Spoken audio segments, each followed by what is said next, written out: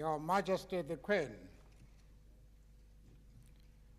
Your Royal Highness the Prince of Asturias, Your Excellencies, the President of the Prince of Asturias Foundation, ladies and gentlemen, it is a single and notable honor for me to receive from Your Royal Highness Don Felipe, Prince of Asturias, the Prize for International Cooperation, named after you. This is my third visit to Spain, and each has been an occasion for joy and celebration.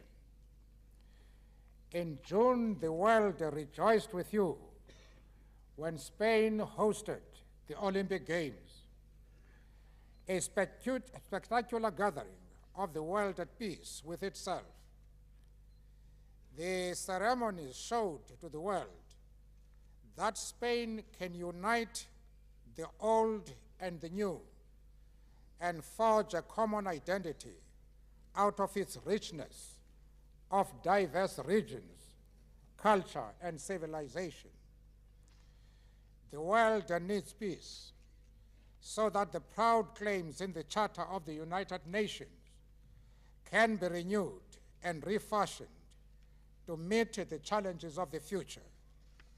We must all support the review of the role of the United Nations now being undertaken so that a democratic and stronger United Nations can fulfill the hopes of humanity.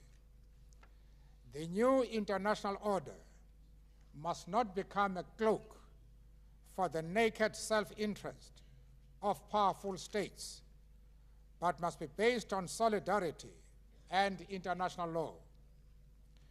During our long years of imprisonment on Robben Island, our real contact with the international community was through the principles of international law and the forums of the United Nations. We were sustained by the support of the international community, who even during the height of the Cold War, by their consensus, united in the rejection of apartheid. It is our great challenge to develop new areas of consensus to consolidate the developments of our era. The principle of decolonization and the acceptance of the rights of all nations to belong to and participate equally in the life of the world community must not be debased so as to oppress other peoples. Further, the acceptance of universally applicable standards of human rights, the enjoyment of which is the right of all human beings, must now be strengthened by collective measures under the auspices of the Security Council to avert gross violations of human rights and the crime of all crimes, genocide. Finally, the international community must, as an urgent priority, establish the mechanisms to ensure that the finite resources of our planet are not dissipated. Africa's heritage of beneficial, cultural, political, and social relations with the peoples of other continents is a proud and creative achievement of a human-centered sensibility. We still endeavor to emulate its values. In particular, our relations with Spain, dating back to ancient times, compel us to speculate what Euro-African culture would have been had Hannibal's elephants not wearied as they were heading towards Rome. The situation in many parts of the African continent can only be described as calamitous.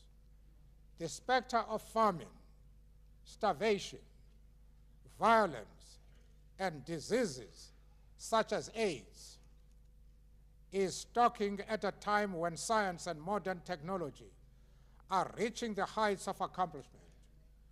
The international community responds with various forms of aid.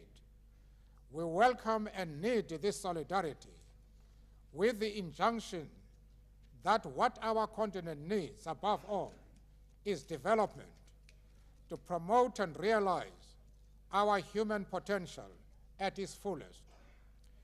The path of peace and justice also depends on the renewal of the North-South debate and the strengthening of international structures and cooperation. South Africa is preparing to take its rightful place in the international community, no longer as an international pariah, but as a country which is about to grasp the challenge of non-racialism and democracy. We must therefore pay our tribute to the international community for its contribution to the struggle against racism and apartheid, and especially for the sacrifices made by many countries in Africa. Without such solidarity, we would not be walking the last mile to freedom. A free South Africa must forever remove the specter of force in its relations with other states. The policy of a free South Africa will therefore contribute to the democratization of international political and economic relations. In a changing world, we will support the proposal to declare Africa as a nuclear-free zone and the Indian Ocean as a sea of peace.